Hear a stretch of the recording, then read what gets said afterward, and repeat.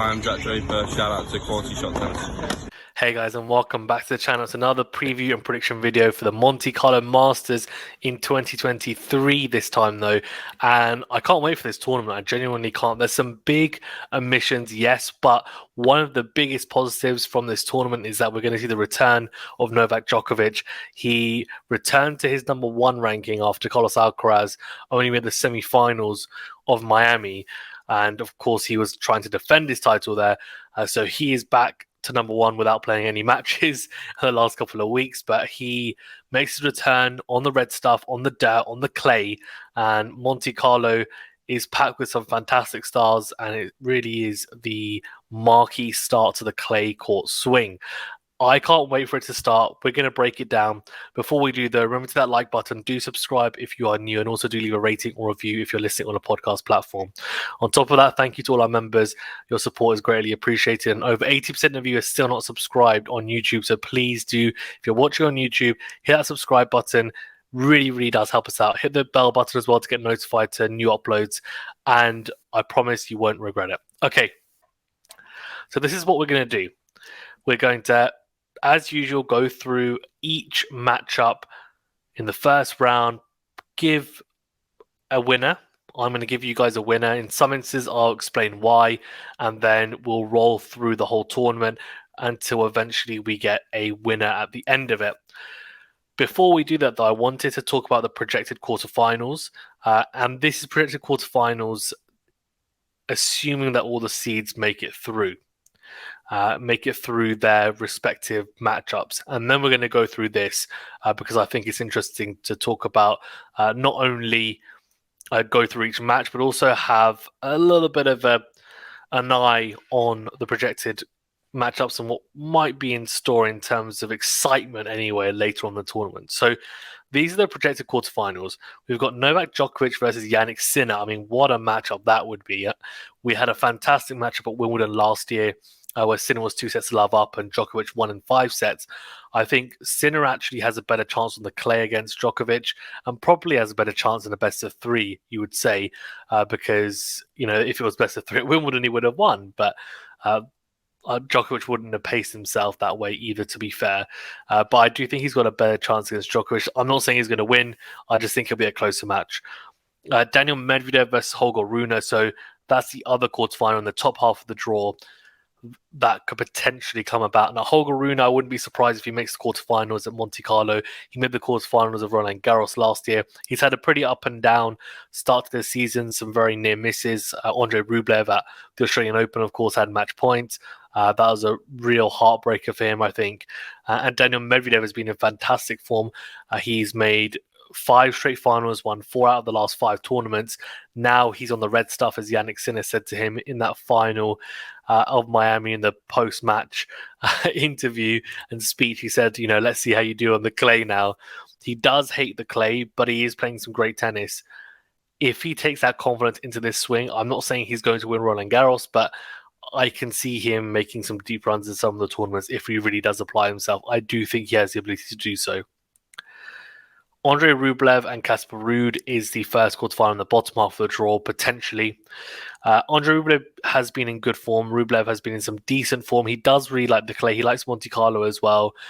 He's, you know, in some ways, some people might be a bit surprised that he is very solid on the clay given his game, but what people maybe don't realize is he hits his forehand with a lot of topspin, a lot. And that, of course, gives him a massive advantage on the clay because the surface is so conducive to topspin.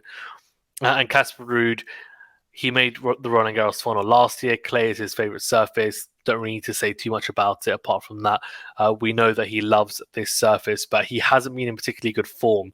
He is playing in Esther at the moment, and, you know, he's had a couple of, you know, decent wins, but still doesn't look anywhere near his best. He doesn't look like the Casper Ruud that made 2 Grand Slam finals last year anyways, but we'll see. It's still a long way to go in the season. Taylor Fritz versus Stefanos Tsitsipas. Now, again, I can see Tsitsipas making the quarterfinals. He is the defending champion. Taylor Fritz, the American, I'm not convinced he's going to make the quarterfinals on clay. I don't think he is the best mover on clay. And even though his game probably should translate relatively well to the clay. I think the biggest omission from his game is probably the drop shot. If you could develop that more on the clay, it'd be a big advantage. You don't really need much of a net game, a volley game on clay. You just need to be able to, if you can grind efficiently from the back of the court with big topspin and defend well, then that's an advantage. He's also got a good serve and a pretty good return as well for the most part. But I just think it's more the fact that he has struggled to move really well on the surface, which has been his downfall in prior years. Tsitsipas made the final of Roland Garros in 2021. He was 2 sets love up against Djokovic. It seems like deja vu after talking about Sinner earlier on in this video. He is also the reigning champion. So he's won Monte Carlo twice and he's looking to defend his title here. He has had issues with his shoulder though, so I'm not quite sure how he's going to look. I don't think he's a favourite because of that. We'll talk about it in a second, but he looked pretty good in Indian Wells, but we'll see how he gets on in this tournament. Okay, let's then get into this because Djokovic heads up the seedings. Let's go through our matchups. He has a bye, so I'll pick him, of course. Nakashima McDonald is a really interesting one, an All-American affair. I think Nakashima is more well-rounded. He should get through that.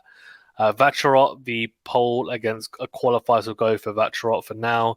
Kecmanovic and Musetti is a really good first-round matchup. Musetti is a clay court specialist at the moment. He still is in my eyes. I know he's had some decent results on the hard courts, on indoor hard as well, but I think, generally speaking, he is a clay court monster.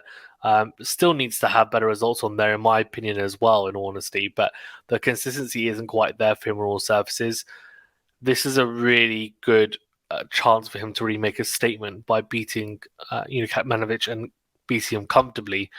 Huber Hurkacz versus Jair. Now, Hurkacz's game is, in my opinion, more suited to the quicker surfaces. I'm not quite sure how well he does on the clay, and also, in all honesty, he likes to attack the net. You can still have some success with the type of game he has on clay, but you need to be smart, defend well, move very well. I'm going to go for him to beat Jair, though, in the first round. Sebastian Baez versus Jack Draper. Really, really good first round matchup. I mean, that's fantastic. It really is. Jack Draper did, and he has had a niggle, I think, because he pulled out Indian Wells, if I'm not mistaken. Sebastian Baez, I'm going to pick him, though, because he's been in good form. He also does love the clay. For Draper, he's still not particularly experienced on the red stuff, so I'm going to go with the more experienced Baez. Schwartzman versus Goffin, really, really good first matchup as well. Going to go for Schwartzman just. Again, does love the clay. Sinner has a bye, as does Medvedev. Sonego has a qualifier, so I'll pick Sonego. RBA versus Mikael Ymer. Now, I don't think either of these players particularly loves the clay, but I'm going to go with RBA in this instance. Bublik and Zverev. I don't think Bublik has a chance. I think Zverev should be too solid for him. Bublik will make too many mistakes. And again, I think the courts, how they play, the clay being a bit slower, more bounce. I think Zverev showed last year when he made the semi-finals of Roland Garros and pushed Rafa really hard until he had to retire with that horrific injury, that he's a very, very good clay courter. Cam Norrie versus Cerundolo, that's a really good matchup. Cerundolo's been in some great form, but I think given it's the clay, again, Cam Norrie. Maxime Cressy, Matteo Berrettini. Berrettini for me. I think Cressy's 7 volley game, it won't put him in a particularly great position on the clay. So I think Berrettini comes through that. And then Team and Gasquet. So this is one of the, I think on top of Cressy, Berrettini, Gasquet Team for me is probably one of the matches of the first round. And Dominic Team, he's been playing some decent tennis. Gasquet also has a beautiful one hand like the Austrian. Team should get through it. Richard Gasquet, yeah, I think it should be Team. Holgrun has a bye, as is Andrei Rublev. Heusler and Munar will go Munar. Evans has a qualifier, will go Evans. Khachanov and Davidovich Fekina. Now, this is a really tough matchup for Khachanov because, again, I think his game is way more suited to the hard courts, to even grass. Davidovich Fekina has grown up on clay all his life, but hasn't really had the results you might expect of him after making a final Monte Carlo, if I'm not mistaken, as well. So we'll go for David Fokina. Alex de Minaur versus Andy Murray. This is a great first round matchup. There's going to be a lot of long rallies. It's really who takes the initiative first and tries to be more proactive in the points. I think Murray will do that, so I'm going to go for Murray. Ramos Vinolas versus Colafogo. Ramos Vinolas. Van der Zanden Schulp has got a qualifier as well. Rude and Fritz both have buys. And Wawrinka versus Griekspoor. Going to go Stan the Man. Ben Shelton, Dimitrov. Neither of these guys would like the clay. They prefer the grass. They prefer, the hard court. Just trying to think how that one plays out. I think Shelton might expose a one-hander that is Dimitrov's backhand, being a lefty. So I think we'll go Shelton. I think he'll serve massive rockets as well still. Lehechka, TFO. What a first round matchup that is. Oh, don't make me pick. Don't make me pick. Lehechka's been in some really good form, as is TFO, though, and over a long period of time. So I'm going to go for TFO. Chorich and Jari will go Chorich. Qualifies here, that's fine. Bonzi versus Zapata Morales. That's all of the first rounders. Right, second rounders, let's go. Djokovic beat Nakashima. Musetti beat Vacharot. I'm actually going to go Baez to beat her catch. So big upset there. Sinner to beat Schwartzman. Sonego to beat Medvedev. Zverev to beat RBA.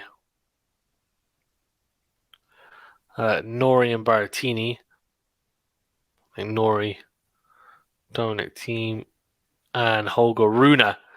What a matchup that would be for the second round. We're going to go Holger Rune. I think experience will probably tell in that one. Rublev, Manal will go Rublev. Evans, Davidovich Fokina. We're going to go Davidovich Fokina. Andy Murray versus Albert Ramos Vinolas Mazza to go through that. Van der Zanden Schulp to play Casper Ruud. Now, it's a tough one because Van der Zanden Schulp has beaten him recently. Okay. So Casper Ruud has has the vote. Fritz and Wawrinka. I think Fritz surely too strong, but you know I'm going to go for Stan the Man on clay. Shelton, Francis, TFO, Chorich to be the qualifier, obviously. Stefano Tsitsipas to play Zapata Morales. So, very nice. Djokovic and Musetti. Musetti's also been 2 sets to love up against Djokovic. Didn't make anything happen. So Djokovic for me. Sebastian Baez and Sinner. We're going to go Zverev over Lorenzo Sonego. And yeah.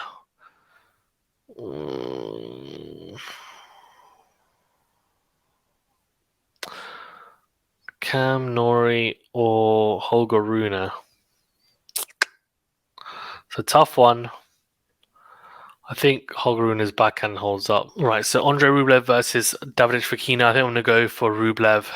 Tight. That could be a really tight match, though. Murray, Casper Ruud. I'd love Murray to win, and even though Casper Ruud's been in terrible form, I think Ruud wins. Wawrinka, TFO.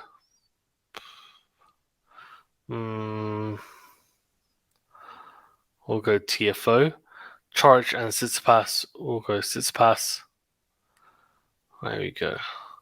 Quarterfinals. Djokovic and Sinner. What a matchup that will be. We'll go Djokovic, though.